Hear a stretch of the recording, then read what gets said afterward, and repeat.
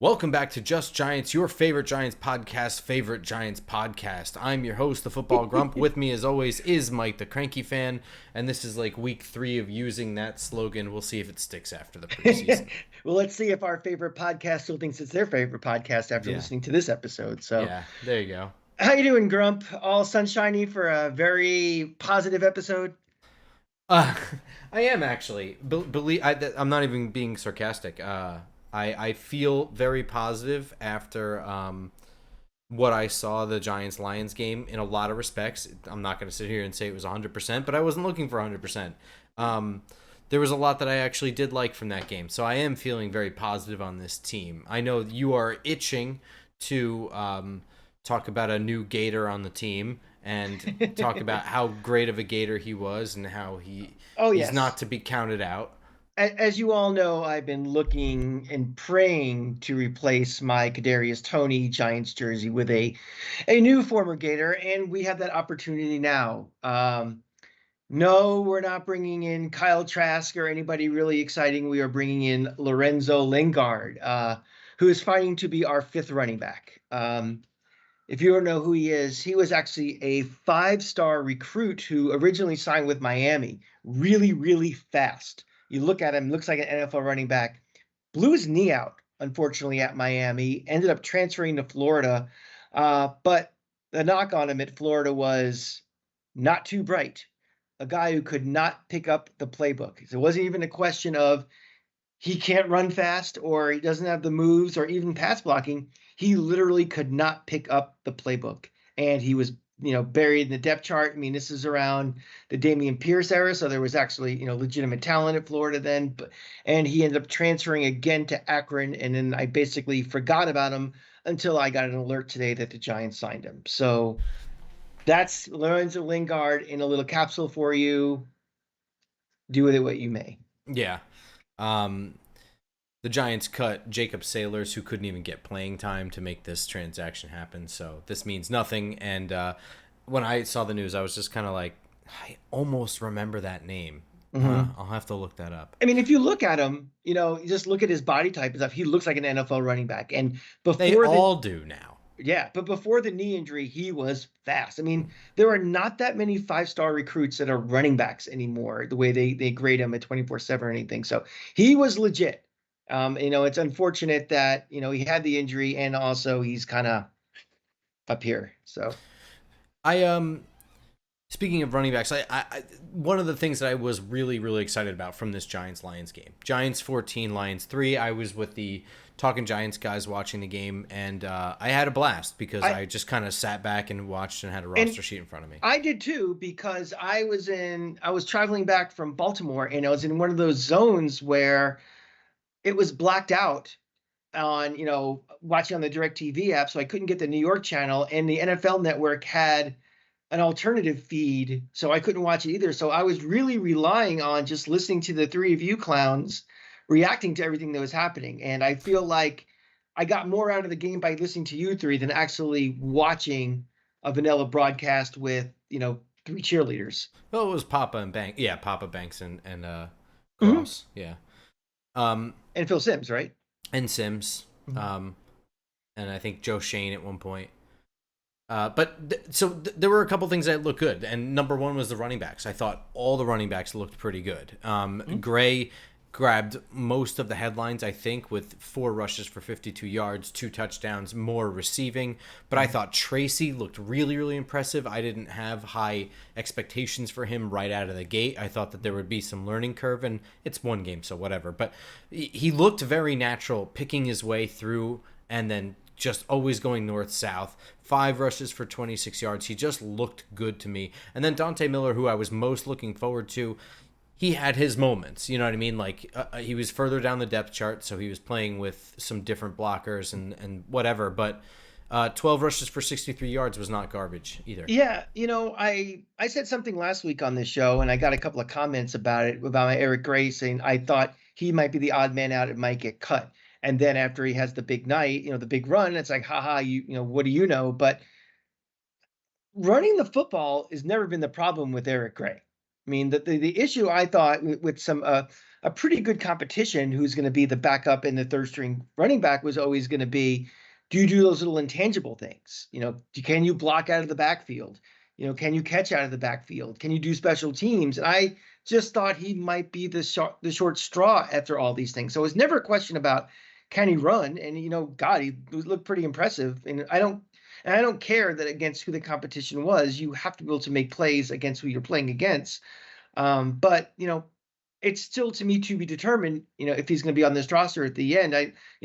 A really, really nice run and a couple other nice ones are great, but I kind of expect that a little bit from him. I want to see some of these things, again, these intangible things that say, you know, makes me more in the lock to make the roster. Yeah, I mean, I agree with everything you say. I don't think any of that's nuts. One of the things that I think made me the most hopeful here is that I thought, we'll talk about the offensive line, more in depth later, but run blocking specifically, it really looked like there's at least somewhere to go on almost every single, like this is, I mean, it's a low bar, but I mean, it's what we complain. We've made the excuse that Saquon Barkley's been ineffective as a dynamic player because the blocking has been so bad, whether that be true, exaggerated, or what have you. Well, my take on that watching the replay was, the common denominator and the thing we're really hoping for was that with a new offensive line coach, we would see things of more of a coherent offensive line. And Right. granted, this is, we had a bunch of backups playing who, maybe only been playing together for a week or two, since preseason, since training camp began. But I think you can tell, maybe not in the skill set or the physical size of these guys or physical ability, but they look like they were more coached up. And I think that to me is the encouraging thing, because when you go from, you know, sandstone to granite with our offensive line, and I use that very loosely as a term, but with better talent with your starters, the better coaching hopefully will make an line potentially overachieve, and that's really what we need this year to have any sort of success. Yeah, absolutely. And it does look like that. Like it doesn't necessarily look pretty or beautiful or like the envy of the league, but it looks like everyone's moving in unison. If there's a busted leg, it's one busted leg and it's not horrible. You know what I mean? Like Mhm. it looks like there's something going on in front of them. And again, the bar is so low with this that we need But we need to that's get what excited about we were something. saying That's is it that's we yeah. what we've been saying is if we at least had that, we could do so much more. And now it Hmm. looks like we might have that. I'm seeing some evidence, and I'm feeling that sounded like that was a very long-winded, backhanded compliment. But I mean, I don't want to overstate or understate how important that is. Like I don't want to overstate how well they played, and I don't want to understate how important it is that they just looked. They looked average. They looked like an Because offensive line look, the way the season normally goes, even for teams that have good luck with injuries, you're going to have to dip into this pool of player all the time. at some point. And the way the Giants' luck has been, you might see all five of these guys at some point playing Yeah. together. So, it's important to at least, I mean, the only way you're really going to get a good offensive line, you can coach them up as much as you want, but it takes talent. And we are still in the process. It's probably taking longer than we want, but of up increasing the talent level on this roster and this offensive line from starters to backups. But if you can maximize what you have now, at least you can get through, another year of this as we're trying to increase talent, in off seasons. And with the better play from the offensive line, the quarterback play should change, right? Well, Locke looked pretty bad.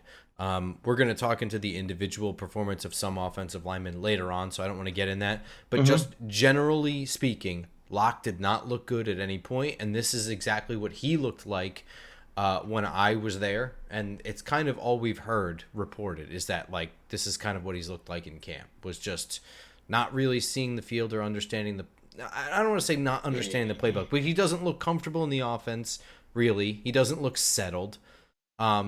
And he doesn't look particularly sharp throwing the ball either. Yeah, I mean, the first weekend of NFL preseason is fun to kind of flip around all the games on NFL Network and stuff and remember this guy is in the league still.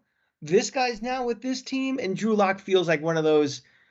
He's still in the league, and he played like a guy that is. And I actually have a bit of a theory of what I want to happen this year, and a little bit is based on what we saw on Saturday. But I alluded to this in last week's episode, and I want to throw this by you, Grump, and you tell me if I am crazy, too negative, or thinking outside the box.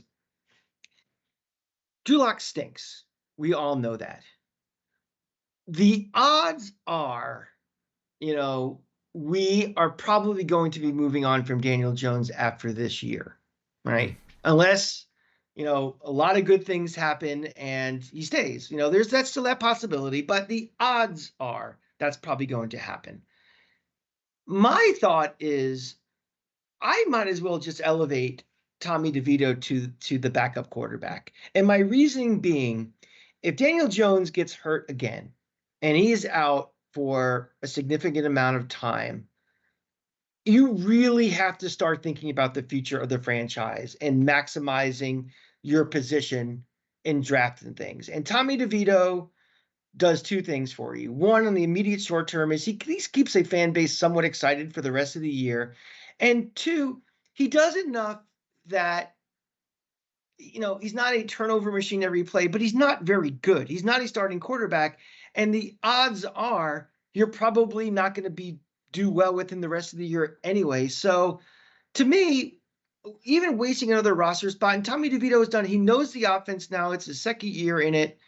I think you just elevate him to backup quarterback and let the chips fall where they may if Daniel Jones doesn't play. And I know that sounds like giving up on this year, but it's just kind of realistic take of, if we're going to move on, and this scenario happens because Daniel Jones gets hurt again, and, the odds of him coming back are lessened even more if he gets hurt again. Maybe just keep DeVito and you roll with him and just so be it for the record for the rest of the season. I don't think you're crazy or being too pessimistic. I mean, or negative. I think you're kind of just planning for the worst, which I think is what anyone should do. That's the whole point of building a roster, right? Mm-hmm. So, yeah. So, couple things to keep in mind here. Well, I don't want to go too far into this because I want to talk about because Drew Lock's injury complicates this even further, and we'll get to that in. I want to spend a significant amount of time on this, so I just want to wrap up a couple things first. But yeah, I don't think that that's nuts at all. But to answer you, for me, it's nuanced as to how you want to address filling Daniel Jones' shoes, depending on when it is in the season he gets hurt, the severity of the injury, and how good your team looks up until that point. And I feel like all three of those things you're going to say, well, obviously, but I mean, I think that there's a significant factor there in, how quickly Lock maybe is picking up the playbook, and it's just been too short a time for him to look good. Maybe by week 9, and you're surprisingly doing better. You know what I mean? Like maybe you're overachieving at that point. You're like, well, Daniel Jones is only going to be out for 2 games. It looks like Lock might give us the best chance to win right now. Then so what I mean? So we're 4-4 or something, and we're definitely in sniffing distance of a wild card spot. And you hear Daniel Jones is going to be out for 2 to 4 weeks. Yeah, I mean, but it depends. 4-4, it's week 5. I think that there's a major chance that Tommy DeVito is more comfortable in the offense in week 5, week 9. We'll work on math later. Yeah. Sorry about that. Flip of the coin. You know what I mean? Yeah. Okay, let's just say it was week 5, right? Just to take my example, Tommy DeVito is probably more comfortable in the playbook and running the offense, and can probably run it with less timing issues and things like that, and communication issues. Week 9, who knows? Only the coaches are going to know at that point. Right. We will have no practice notes from beat reporters. We won't know anything. So, and if it's me and you're 4-4 within sniffing distance, depends on the division. But you get my point. It's only covering 2 games. Maybe go with Lock. I don't know. He has the bigger arm. He gives you the bigger play downfield. I think by then we're not exactly sure what this offense is going to evolve into. Also, well, they've made it pretty clear to show that they're trying to make it a downfield offense. We've that's one of the big things you hear every offseason. We're going to be more aggressive on defense. We're going to go after the quarterback more. We're going to throw the ball downfield more. And every year, Well, what happened to throwing the ball downfield? So they're saying they want to, but let's see how this offense actually evolves. Is this offensive line going to be good enough to give quarterback X, wherever that may be, time to get the ball downfield? Is Malik Nabers that legitimate threat that we've been waiting for to make that downfield happen? There's a lot of unknowns to see how this offense really is going to play out. With Daniel Jones, or God forbid if he's out again, the backup to handle it also. Yeah, but I don't think. Yeah, to answer your question bluntly, I don't think that's nuts. So in this game, Drew Lock looked bad, got picked off, sacked a bunch, got hurt, hip pointer injury as well. And Tommy DeVito looked, I would say, comfortable. 8 for 15 for 92 yards. He just looked like he knew how to run the offense. Nothing special, nothing bad. He is what he is. He's at best a backup quarterback who's not going to make the egregious mistake, but he's also not going to be someone who's going to consistently move chains through the air. So, and it is what it is. And he's nice to have right now for something, but let's not even think about, well, he really should be starting, battling No, that nonsense. Because some people some people kind of. I don't even want to entertain that, though. I don't either. But so don't even bring it up then. Yeah, well, I mean, even the numbers he had, and I get it. It was a week one. It was bad conditions. They want to emphasize their run game. We had a backup offensive line, all that and stuff. But the fact that he could complete a pass or two, it's not even that crazy. Let's not get crazy for what he is. No, but I'm not getting. I don't even need. Who cares? People who are like, it's not even worth talking to people that are gonna like make that argument. It's not, because it's silly. It's silly, but. So last thing, I felt good about some of the defense. Some of the concerns I have with defense were like the backup defensive line, like who's gonna fill in for Dexter Lawrence and Nacho, who's going to be filling these roles. I felt good about what I saw on TV. You know what I mean? I thought Elijah Chapman, Timmy Horn, they both looked pretty good. I feel pretty comfortable with that. We know what DJ Davidson is and what Ryder Anderson has looked pretty good. So that was pretty cool.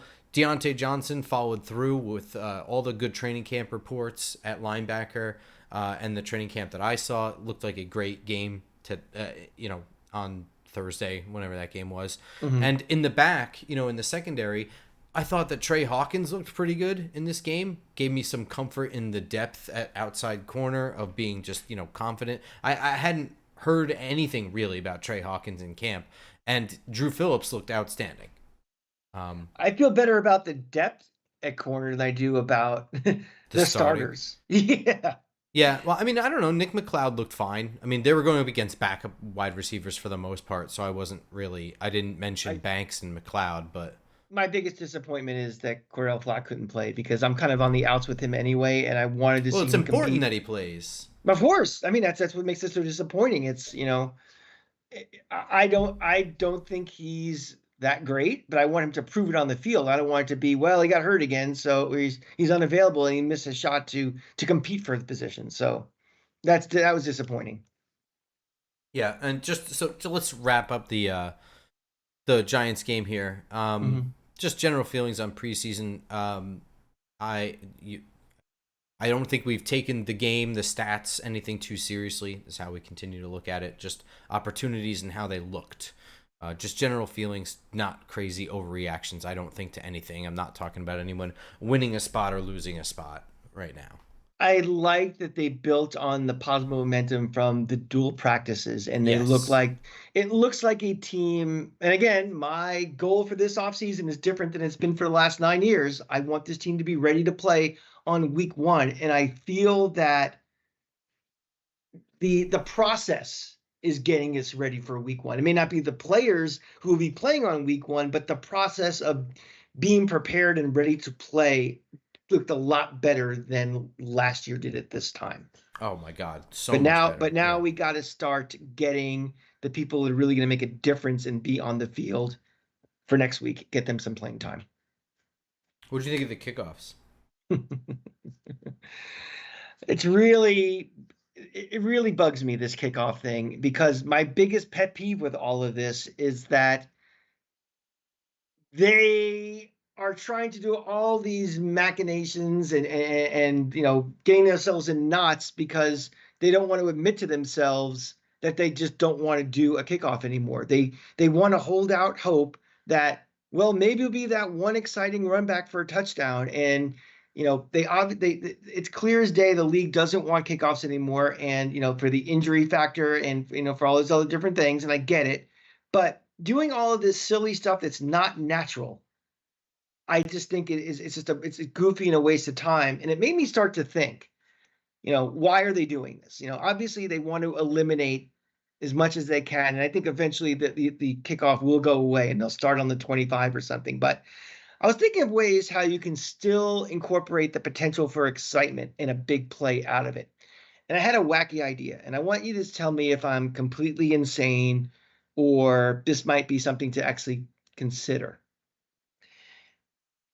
The only reason why we don't start on the 25-yard line is they want the hope for a score, a kickoff return, something crazy to happen, a last chance play or something. So I think what you can do is, let's think outside the box. Prior to the kickoff, I would take the team that's getting the ball. You get the ball on your 40-yard line. You have one throw, Hail Mary. If you get a touchdown, you get a touchdown. It's like a kickoff return. If you don't, any other result, incomplete pass, interception, you complete it, but you're short of the end zone, you get the ball back at the 25-yard line and you start. That way you're taking away all the risk and the danger of injury on a kickoff return. You still have probably about the same amount of percentage of a Hail Mary bomb being scored for a touchdown as you do for a kickoff return. And if you have to, make it back 5 yards to make the odds even about the same, so be it. I don't really care where it starts from, but just a way that you can keep that excitement of potentially scoring on a change of possession, but you're eliminating the injury and you're kind of, instead of just either booting the ball out of the end zone every time like we were last year, or this silly ridiculousness that is not football, and all it's going to do is cause confusion and penalties and stuff as it is. Am I crazy, or is there actually something to that? You're half crazy. Oh, I knew that, but so your suggested solution is not nuts. I think that it's an interesting, fun, and exciting way. I'd move it up from the 35 to the 40, because at 35, you are talking about, now you're really launching from like the 30-yard line or the 25-yard line. You're talking about like an 80-yard bomb. But I think that that's an okay solution. But I will say about the new kickoffs is that, well, first of all, my stance on the kickoffs is that I don't really have a problem with the kickoff. I don't think that it really was that much of an injury play. I think that there are ways that you can keep the kickoff a kickoff, and you know what I mean? Like, I don't think it's even the most, I don't think that there's good enough statistics that show it's got the most injuries on that play. Mm-hmm. But it's clearly the one they're trying to legislate and they're trying to phase out. Yeah, and that's true. But like, so I don't have a problem with keeping the kickoff. I think the kickoff is great. I think that this looks goofy and unnatural and is causing lots of penalties simply because it's new. And like everything else, like the kickoff itself is a ridiculous play. Nothing like it emulated at any other point in the game. Nothing even remotely close looks like that. And yet it's part of the game, and it looks not goofy at all to us. It's just because we're used to it. I don't think there's anything wrong with this solution. I think you will see a couple exciting. I think the biggest danger with this one is that they'll see too many returns for touchdowns. Just think about how many kickoffs there are per game. I'm telling you, somewhat, like, especially as the special teams guys get tired one game after another, running up and down the field, there's going to be more breaking, and people will complain that too many people are scoring, and they'll end up changing it again. That's my biggest issue. But I don't think that your suggested solution is nuts. Yeah. I mean, unless they want to make the decision that, we're just going to eliminate it altogether, and you're all just starting, you score a touchdown, you get the ball on the 25-yard line and you go. I also think that there are solutions that look more like a kickoff. You know what I mean? I think that I don't want to get too into this, but like the UFL did not do this last season, the 2024 UFL season. They did not do this. This was what the XFL did in 2023, and it was proposed when the leagues merged. And Daryl Johnston, there's like interviews you can find with him where he talks about the decision not to do that. Is one of the main things is that it didn't look like a traditional kickoff. It looked goofy. He thought it wouldn't sell well. You know what I mean? That's pretty much it. And so they did like a hybrid thing that looks much more like a normal kickoff in the UFL. So, I mean, like, I'm just saying, I think that there are solutions that can please everybody. Yep. Yeah. Again, it's not going to cause me to not watch football anymore or anything, but it's just like, I also just don't think it's even something worth legislating out. yeah, Personally. let's make a decision. Do we want kickoffs or not? And if we don't, enough with the tinkering and slowly getting there, just get there. All right. That's enough on kickoffs for forever Yeah. because it's going to be all season. So, Oh yeah, I don't. we've said our piece. Yep. Biggest news going forward. Saturday, DJ and the starters are going to play. So next upcoming game against the Houston Texans, in which I will also be watching with the Talking Giants guys. So you can find me there on their YouTube live stream Saturday, I think at 1:00. We're playing the Houston Texans. DJ and the starters should play as of everything today on Monday evening. So much more reason to watch. And one starter that won't play is Malik Nabers because he suffered an ankle sprain. So let's digest all of that info. You know, we just can't catch breaks. You know, I would like to go through one training camp, one off season, one regular season where, you know, they start dropping like flies and important people at critical times. You know, Malik Nabers is going to be such an important part of this offense. He's the one real difference maker we have on offense, you know, besides, you know, someone like Andrew Thomas, but it's a different type of different maker. And, you know, as excited as we all are for him and all the things we potentially think he can, he's still a rookie. He's still going through this for the first time. It's his first offseason, his first training camp, his first games, and missing these reps, you know, it may be nothing. You know, it might be something we look back on this in November as he's, you know, running away with NFC Rookie of the Year. But, you know, with so much going against this offense now and so many unknowns right now, you know, we have a wide receiver room where there's a lot of competition, but again, it's a lot of 2s and 3s. This is our one. And I just want to get him back as fast as possible because, you know, for all the things we said, how we want to have a fast start on this season, you know, not having our main weapon on week 1, if he's not ready, that's a huge problem. Yeah. So, couple things on this is it's hard to believe that this will be a short-term injury or that this is a quote-unquote mild ankle sprain. Every time we hear anything from this coaching staff, it sounds like it's short-term and it's longer than everybody estimates. So, you know, the positives of this, not that there's positives from an injury, but like where I'm less concerned is thankfully that this is the guy that looked the most ready. You know, he can't miss any time, but we said all that. That's all true. He's coming in more polished than a raw guy like exactly. This is not Kadarius Toney coming in who looks like completely raw and uncoached. Right. This is a guy that looks like he's ready to go. Yes. And you know, for if you're going to have one busted wheel, if you're going to have to drive a 3-wheeled car, it might as well, you know, be that wheel, I guess. I don't know if that's the best way to talk about it. Yeah. That's one way to look at it. So, you know, I'm not, but it's hard to be, I'm just so cautious about the way I feel about it because it's hard, you know, JMS, I feel like it's been for forever. He did practice, I think, today, but I just don't trust. Yeah. I just don't trust coaches in general. I don't trust coach speak, and you know, this particular coaching staff kind of also, it just feels like skill position players too, like these kind of like sprains and like hamstring things and like soft tissue things, they always just seem to linger for way longer. Like if it's 2 to 4 weeks, it's like 5 weeks. You know what I mean? So I don't know. I am going to just read the reports as they come day by day And if he practices early, then I'm really curious to see how he feels the next day.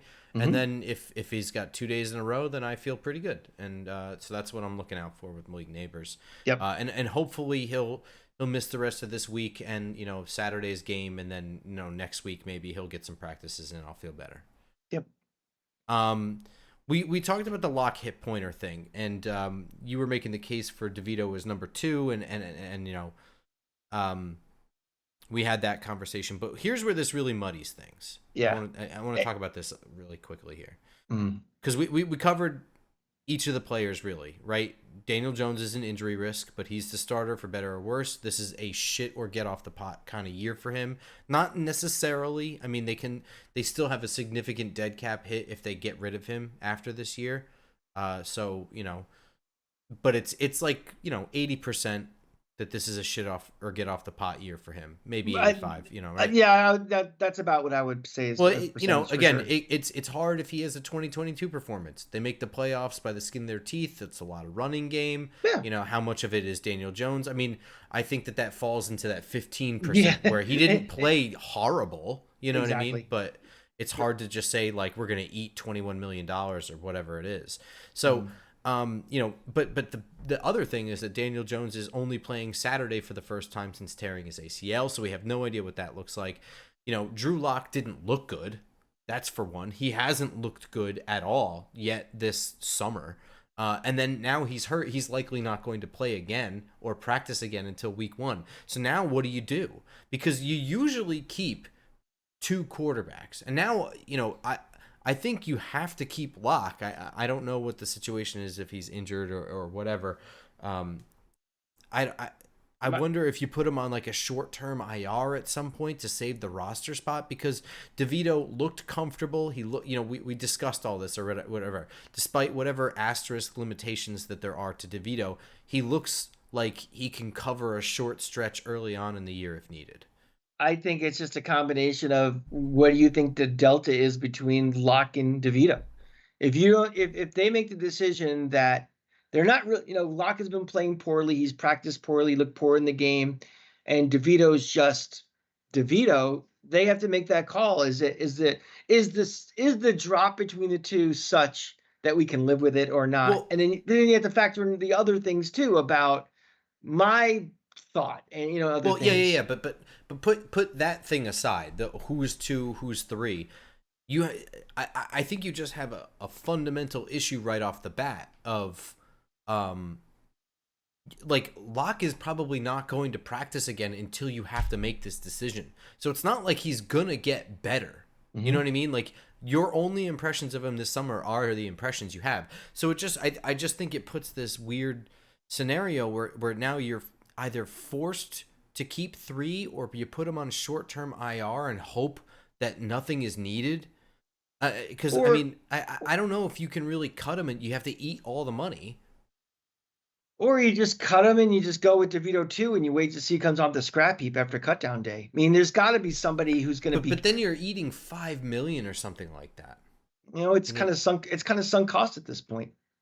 Unfortunate. That's a drastic decision to make right after you sign. You know what I mean? That's all. I mean, I agree, but also, is this going to be a front office that just kind of, is stubborn and sticks with decisions where they turn out to be bad decisions or not? It's kind of like, and we're going to talk about Evan Neal a little bit too. It's like, well, you drafted him. Does that mean you're just hell bent on making that square peg work in a round hole or not? Or, okay, we are a year, 2 years, 3 years out, and this is a new set of assessment we have to make and what's best going forward, regardless of the sunk cost. Yeah, I mean, you nailed it. We're going to talk about Neal later, very shortly. But yeah, I just think that there's probably I think the real coin flip is whether or not they just keep Locke and keep their fingers crossed. Like, Jones looks good in preseason game 2 and in preseason game 3. No injury, anything. They feel comfortable with him. Do you just cross your fingers and hope that if Jones goes down at any point, that he doesn't go down to, like you said, week 9, where Locke is, a little bit more comfortable, or I assume from this moment on, you are frantically getting Tommy DeVito into quarterback 2 shape. I mean, we assume, we didn't even say anything about that. I have to make that assumption that that was their first move. Like, for right now, we need Tommy DeVito to be quarterback too. Mm-hmm. So, and again, Tommy DeVito, this is his second year. He was not only kind of thrust into quarterback 2 role last year, he was the starter for a while. So this is not all of a sudden somebody that hasn't been through this process before. sure. Yeah. So that is a bit of an advantage that may factor into their thinking that we've already done this with him. Yeah, I mean, I think it goes without saying he's making the roster. I think that at this point, there's no way he's going through the practice squad, and they're not in a position to let him go, I don't think. And I don't think it's a horrible decision either. But, I think the coin flip is, do you just hope that that Locke gets better by week 1 and you can shape him up and Jones doesn't get hurt till week 9? Or do you short-term IR him to keep the roster spot and then make a decision later? Yeah, I think that's going to be the coin flip for them. Yeah, and I think that also kind of factor in on other roster battles and kind of like who they want to keep. Like if they want to go with, 4 or 5 running backs, for example, or something. I think it also fits into the bigger picture of just the way the roster might shake out. They may find that, we actually have a roster spot to keep these 3 guys. We can make that decision a little easier too, or, we have every spot accounted for, and we do have to make this decision. So, I don't want to take too much out of one preseason game worth of training camp to start talking about roster spots, but these are sort of injury situations that are confusing the issue. This isn't really like a talent conversation right now, but piggybacking off of the muddy situation at quarterback, the offensive line. So typically, Giants are keeping 2 quarterbacks, 4 running backs, 3 tight ends. That can kind of flip flop. Maybe 1 year it's 3 running backs, 4 tight ends, 6 wide receivers, and 9 offensive linemen. Evan Neal coming off the PUP list now puts them in a bizarre scenario. One in which that I would say cutting ties with a top 10 draft pick is not, totally 100% off the table. It really depends on how he looks and, how back from injury he is. Because just coming off PUP, I have to assume that he's ready to practice. But just listen to this. I don't know what you do, because you have your starting 5 with Thomas, Runyon, JMS, Van Roten, and Illuminar. And the asterisk for later is that JMS is only just now getting over his own shoulder thing. Okay. So now you have, that's 5 of your 9. So out of the next 4, you have to get probably 2 tackles and 2 interior offensive linemen. Like, this is where it gets kind of crazy, because you need backup center. That is absolutely crucial. This Greg Van Roten moving over their thing, that is currently an experiment. Austin Schlottman is the backup center. JMS still hasn't practiced in 8 practices, and he practiced in a very limited sense. Now you've got Aaron Stinney, also at interior offensive lineman, and Jake Kubis, who has looked pretty much just as good, undrafted free agent, but has looked as good as Aaron Stinney, I would say, or pretty close. Somebody you probably don't want to get rid of. But you have Josh Azudu as kind of your backup tackle 1. They have insisted that he's a tackle first, despite whatever pass protection struggles that he had that night. I do think, maybe he can get better. And now Evan Neal muddies the picture. Josh, here's where I'm saying this becomes muddy, right? Because you need 2 of those interior guys with Schlottman and Stinney probably, right? And maybe Kubis. Right. Okay. Right. Now your backup tackles are Josh Azudu, who has not looked good at tackle. I mean, I don't think that you're comfortable, right? I'm not shitting on the guy, but you're not comfortable with him filling in for Andrew Thomas. No. And now you have Evan Neal, who not only are you not comfortable with him coming in there, he's also got injury problems. So it's like, are you going to hold on to that? That's like your backup tackle 1 and 2. It's not like you can hold on to a third one without now dipping into 10 offensive linemen. And I know that Josh Azudu does have interior flexibility, but the Giants have insisted that Josh Azudu is a tackle first. And if that's what they're going to do, they really can't be spending all of practice time for forever of him learning again, inside and outside. He's not particularly great at either right now because he hasn't done anything. So, do you see the dilemma I'm kind of presenting? I got that in a roundabout way. I'm sorry about Yeah, that. no, absolutely. I also think an X factor with Neal, I think, is attitude with him too. And I think him explicitly saying, I'll do, if I have to be a swing tackle or come off the bench, I'm completely fine with that. I think he knows that he is on a short leash right now. And there was something I remember there was the end of last year, there was something we were complaining about was if his attitude's gonna be like this too, in addition to the injuries and lack of performance, he's not going to be here very long. So I just think that this coaching staff has to make a decision once and for all with him. If because when you invest a high draft pick in for a guy like him, it's like there's different stages before you do the cut. There's okay, if he's not going to be the starting right tackle, he'll be a backup. Well, if he's not a good backup tackle, maybe we try to kick him inside and see if he can do anything as a guard before they say we're done with him. And I don't think and I know this is a bias I have, but I just find it hard to believe that not even 3 years out from being the best lineman in the SEC, that there is no use for the guy. Injuries are one thing, I get that, but we brought in a new offensive line coach, and I think one of the reasons why was also to kind of turn this underachiever into something.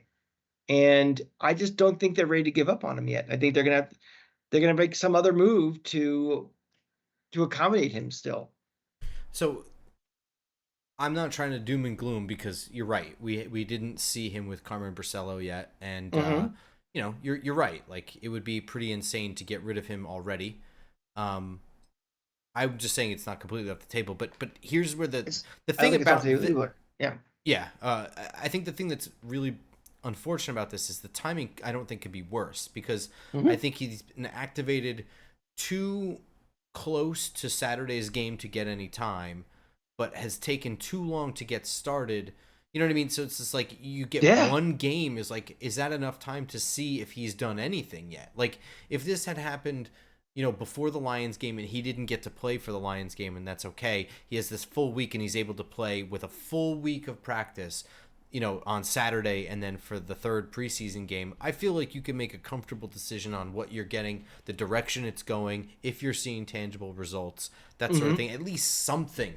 You know what I mean? You can't change the injury and the fact that he came with it from last year, but it's just I just don't think, maybe I'm being pessimistic. Maybe he'll be able to play Saturday. Well, I don't think it's a question of pessimism. I think it's just kind of realism. Looks like the more likely scenario.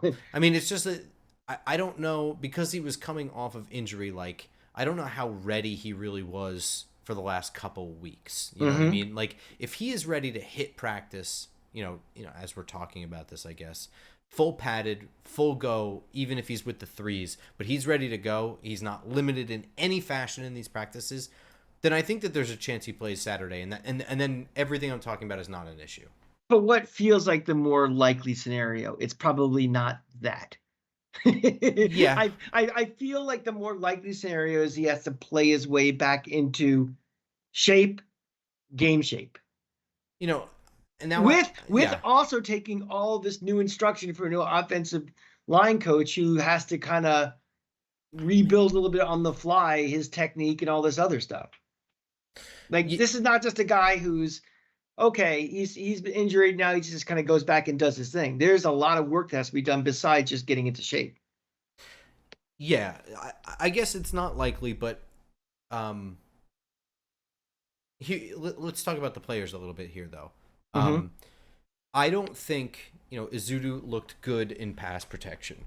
Not at all. No, but I also think that ideally I don't want him as the backup left tackle. I think let's just, if we had to put him at right tackle, maybe I would feel a little bit better. You know what I mean? Or yeah, maybe I'd feel a little bit better with him at right tackle.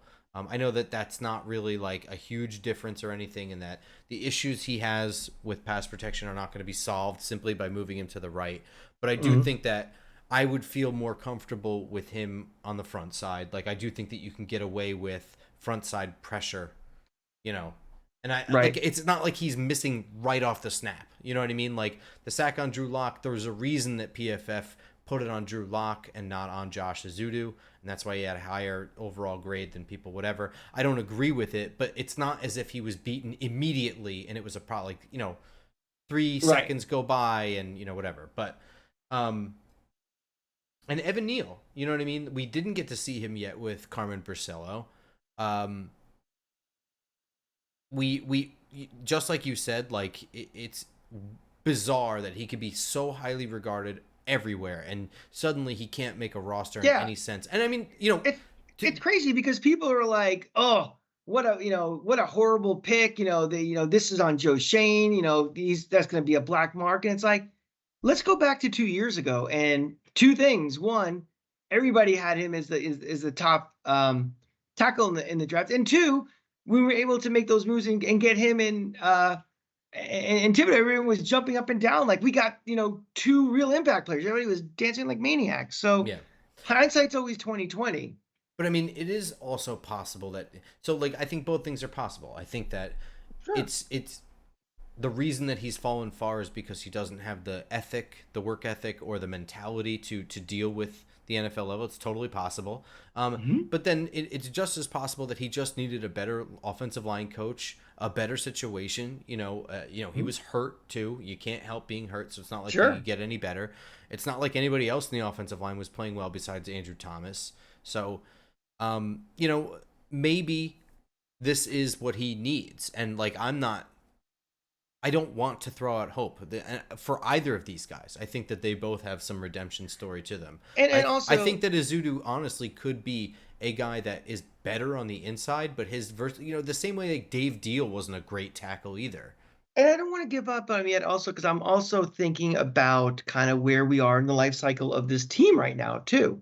I mean, having Evan Neal play is not going to prevent us from winning a Super Bowl. So I think we have a little more. Well, again, we're talking We about backup tackles. I know, but I mean, like, even if he was to reclaim his starting, if he's playing well in practice and something, and he becomes a starter again, which is still a possibility, I feel like we are not in a position where every roster is so critical that we're going to win a Super Bowl or not. So I think we should have a little more patience with That's fair. a guy who was supposed to be a cornerstone who now is kind of turned into a project. But if he's going to turn him into a project, projects have to percolate a little bit. And You know what? And honestly, a delayed blossom from Evan Neal would financially help the Giants. sure. If you can get him on his first contract after his rookie season on the cheap, don't have to pay for his 5th-year option or whatever, or maybe you do the or 5th-year option and a franchise tag is not. No, that's insane. or if he's a Never mind. badass like Andrew Thomas or something, and you sign his second contract early or something, and all of a Yeah, sudden or he's not that. going to be in that position. So yeah, maybe it might all work out. Hopefully, Hopefully. I mean, again, we're in a position where we need bodies on this offensive line. We need better bodies, and we have the potential before we exhaust it with him to play it out. And we don't have any artificial timelines of we have to do it by this year or else our window closed. So it's nothing. I know it's something that fans want to hear, and I don't want to sound negative or sound like, no hope, woe is us, but we're kind of in that position where we can take a little more time with him. that's kind of true. Yeah. I am looking forward to Saturday and spending my afternoon with the Talking Giants dudes, Bobby Skinner and Justin Pennick, on the couch watching this game with them. How will you be spending your Saturday, Cranky?